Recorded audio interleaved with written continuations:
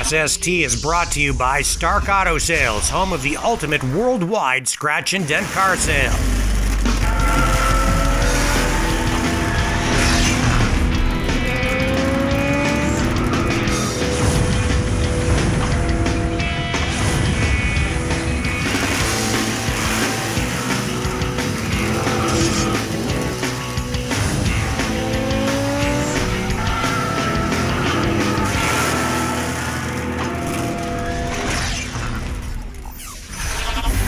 Hey friends, I'm Rick Walker. Welcome to another edition of the SST Car Show.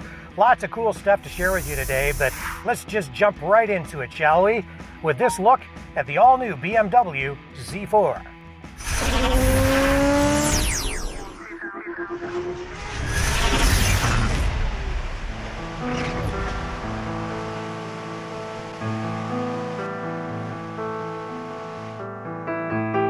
BMW recently introduced the all-new Z4 M40i Roadster, and now the Z4 S-Drive 30i. The new Z4 looks a lot like the old Z4, but a whole new level of pleasure and performance is hidden under this car's skin. It has two new powerful twin-power turbocharged engines available. The new Z4 also has new re-engineered front and rear suspension, designed specifically for the car. This is a low-slung sporty car with athletic styling. It's gorgeous from any angle.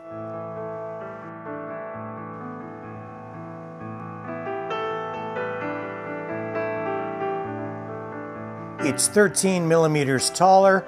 It has a wider stance than the older version.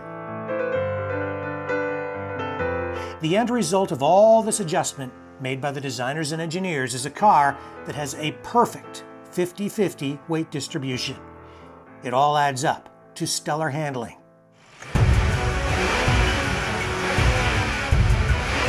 The 2-liter 4-cylinder twin-power turbocharged motor produces 255 horsepower. The straight 6 version delivers 382 horsepower. Plenty for such a small, lightweight car. The biggest improvements to this new version of the Z4, though, can be seen and felt in the suspension. Handling benefits immensely thanks to newly designed double-joint spring strut suspension at the front and new 5-link suspension in the rear, which is a first for any BMW Roadster. This chassis combination provides balance between sports car handling and ride comfort. The chassis is also stiffer. Aluminum control arms and swivel bearings reduce unsprung weight. It all results in superior agility and efficiency. Available adaptive suspension further enhances ride and handling and can give the driver a choice between comfort, sport, and Sport Plus driving modes. Available options include active cruise control with stop and go function, lane change and lane departure warning systems, as well as parking assistant, including backup assistant. The new BMW Z4 is also available with an optional heads-up display.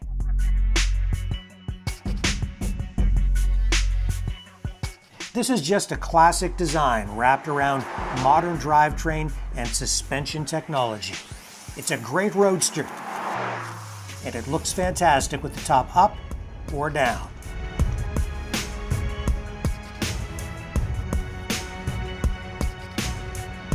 Add the 464-watt Harman Kardon sound system with 12 speakers as a finishing touch. It's sleek, it has style to spare, and now the BMW Z4 in its new form has the handling and performance to match. Rick Walker, SST Car Show News.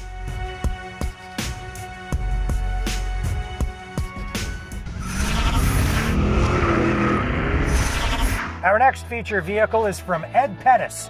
We met him at the SEMA Auto Show in Vegas, the best custom car show in the world. Now, Ed loves airplanes and he loves vintage cars. So he combined the two and created this Aircraft Refueling Truck hot rod. Check it out.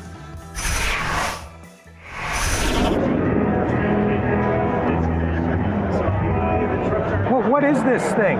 This is an aircraft refueling truck from Cedar Rapids, Iowa, back in the 30s, and I built it out of parts and pieces. This started as a four-door sedan, and I turned it into an extra cab pickup truck, and I got an original Standard Oil horse-drawn trailer here, and it's got tons of rivets in it, which makes it cool, and it's all been made into a standard aircraft refueling truck from the 1930s.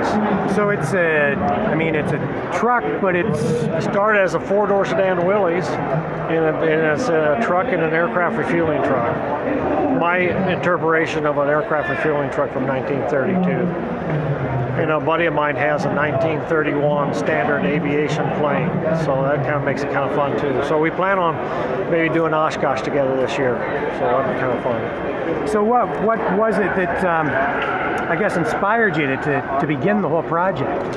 I'm an aircraft nut. I just like airplanes. In '95 I got my pilot's license, and I flew around for a while, and I just enjoy the aircraft stuff. So anything I build will be aircraft themed, and I just enjoy the history of it. Really, the history of Standard Oil is kind of neat, and the history of Hunter Field is really a pretty neat deal, honoring a World War I veteran from Cedar Rapids. And tell me what's under the hood, the engine and so forth. I'm an import mechanic for a living, and I have a Datsun diesel engine, and I got a Saab turbocharger on it, so it's got a little Datsun engine in it. Wow. Nissan Datsun. So the body obviously is not original. It's all been reworked, right? It is a kind of original body. It's been chopped about 6 inches, but the back door was taken out of the four-door sedan and removed, and it was taken in and peeked in the front and the back. Then it was chopped and lowered, and so it's got all the original parts on it, but it's really kind of customized a lot. Right. Is there any historical or any significance to the color of the paint? It's Standard Oil colors back in the day. So okay. And the back end, has it been modified at all, or you got dually wheels on the back? These are actually the original fenders off of the four-door sedan I started with, but they've been widened so they can fit a dually. That's all been custom made. The frame's been Z'd.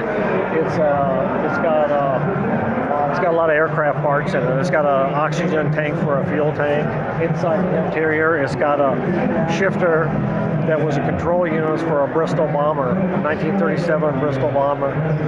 Yoke inside is off of a Convair 440, and I used a lot of aircraft parts in it. Very, very unique. It's pretty, yeah, thanks. I like it. It's kind of fun. All right, well, thank you very much for sharing the vehicle with us.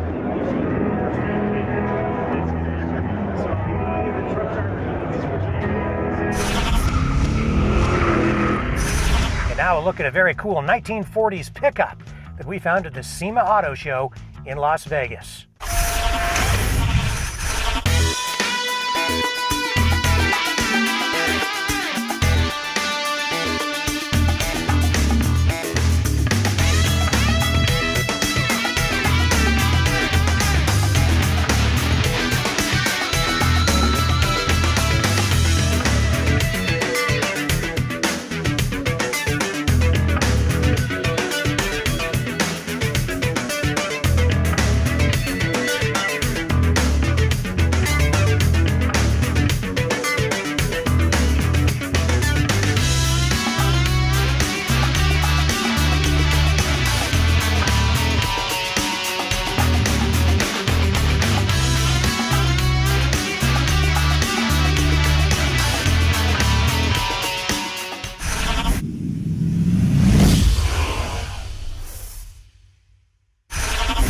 Don't go away, there's more SST right around the corner.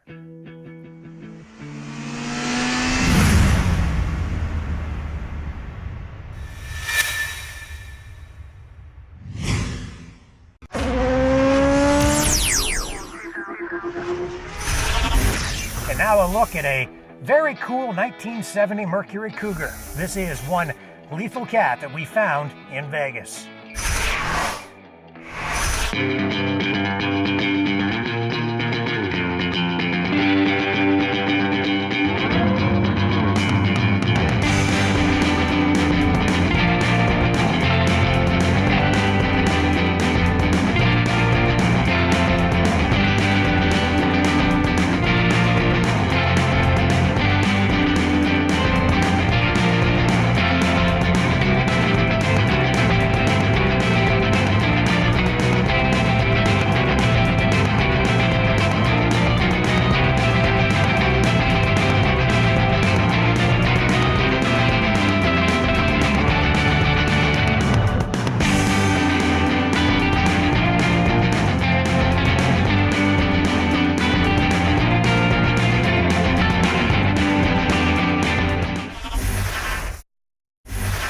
take you straight back to Vegas and the SEMA Auto Show now for a look at a very cool rack rod. This thing was once used by a fire department, and they now call it the Voodoo Ride.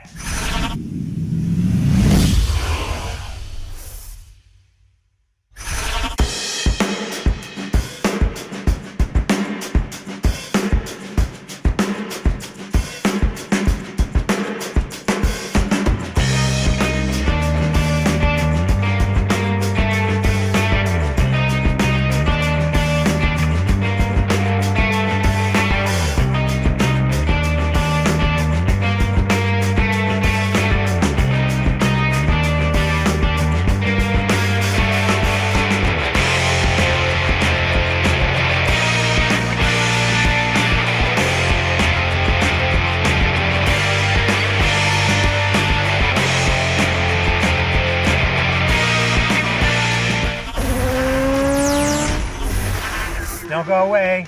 SST will be right back after these messages from our sponsors.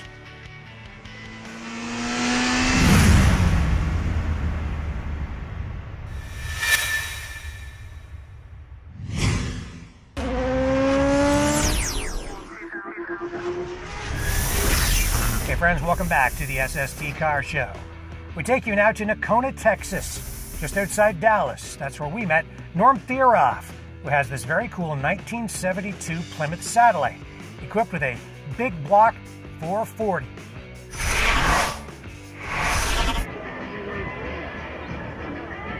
So tell people, kind of from start to finish about your car. Where do you start with something like this? Right. Well, it's a 72 Plymouth Satellite Sebring Plus, which is the Satellite's a base model, and then the Sebring was a two-door coupe, and the Sebring Plus was the upper level model. It started as a 400 big block car, and then the people before me put a 440 in it. It's a 67 date coated 440. It's the original color, lemon twist yellow. Came originally with a canopy roof, the rally gauge package for the interior. Original interior other than the uppers. And everybody, they're on into the Chargers and the Challengers, but these are muscle cars that are maybe sort of unsung heroes of the muscle car Mopar era. Right, yeah. The Roadrunner and the GTX were kind of built on this body style as an option, but it's hard to find the Sebrings and Sebring. It's even hard to find the GTXs and Roadrunners anymore. These cars either got wrecked or rusted out or scrapped over the years, so it's not one you see on the road a lot. It is like a Mustang or a Camaro or a Chevelle where there's a lot more stuff. The more difficult part too is sourcing parts for Mopars is a lot more difficult than for GM and Ford as well. So that always makes it a little unique. Yeah, still lots of power there. It's got plenty of power. Yeah, it was rated at 375 horsepower. The 440 was when it was in the factory, but I'm not sure what it is. I've never had a dyno tested or anything, but it's got a bigger cam in it, the headers on it, the intake and things like that. And back in those days, they tended to underrate the horsepower a little bit just for insurance purposes. So I'd say it's over 400 horsepower, probably just guessing. And it probably passes everything but a gas station. Pretty much, yeah, pretty much. Yeah. That's great. Well, thank you so much. It was made famous by the Fast and Furious movie franchise.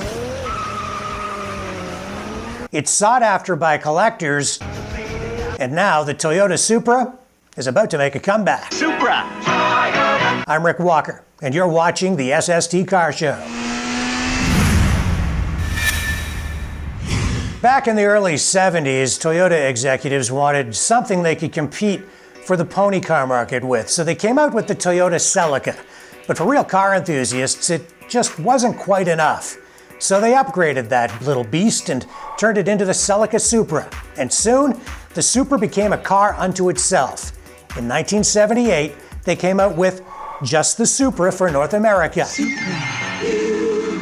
That car was powered by an inline 6-cylinder engine, producing about 110 horsepower. Now that car unto itself was no great ball of fire, but it was very reliable. It also handled great, and it had 4-wheel disc brakes. Supra, count on it because it's built by Toyota. The overall result was a car that was fun to drive, but it was still a niche car. When we were at the SEMA Auto Show in Las Vegas, Toyota had a display featuring one vehicle representing each generation of the Supra. First in line was one of those original Supras from 1978. Even back then, the Supra was really an attractive car. It handled really well.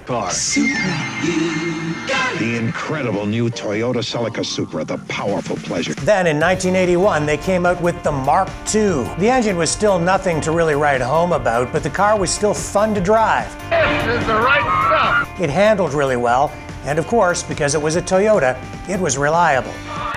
Toyota really stepped up its game in 1986, though. That's when they came out with an inline 6-cylinder engine producing 200 horsepower.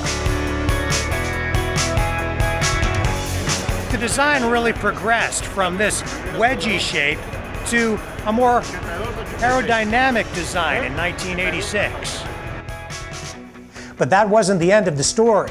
What really made headlines was the turbocharged version of that engine, which produced 230 horsepower. Back in the mid-80s, 230 horsepower in a car the size of a Toyota Supra, well, that was really something. As fun as all that was, real car enthusiasts still wanted more, and Toyota was prepared to give it to them. And in 1992, they did just that when they came out with the 1JZ engine.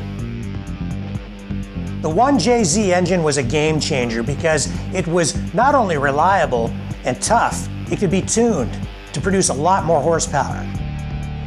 Toyota stepped up its game again and came out with the 2JZ engine. Yeah, 2JZ. This is when everything really changed.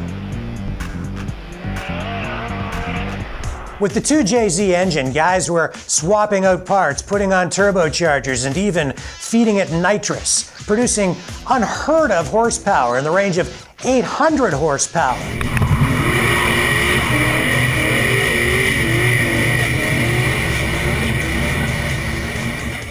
It was sleeker, it was rounder, it was cooler, it was a muscle car killer. It was that performance, that tunability, that handling, the whole package, that's what made the Supra a sought-after car. Today, it's still sought after. What makes these cars really popular with collectors is the fact that you can take these things, tune them, get incredible horsepower out of them, and run with Aston Martins, Porsches, even Ferraris, Lamborghinis for a fraction of the price. Today, some of those early 90s Supras can bring 6 figures. In 1998, though, Toyota stopped producing the Supra. But now a ray of sunshine is coming through. Toyota has confirmed they're bringing the Supra back. That's why they had that display at SEMA. One car representing each generation of the Supra. And at the tail end, yes, Toyota is going racing with the Supra.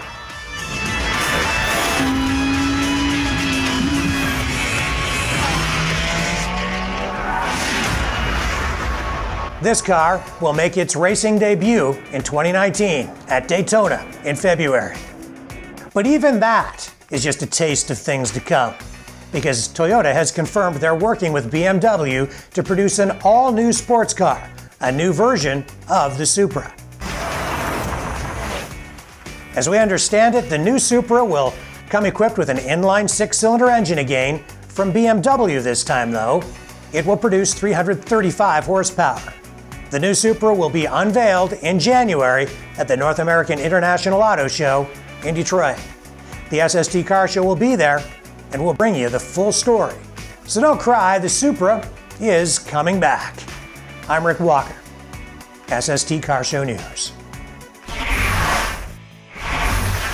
Well, friends, that's all the time we have this week, so until next time, I'm Rick Walker reminding you, when you can't get to the car show, we'll bring the car show to you online at SSTCarshow.com.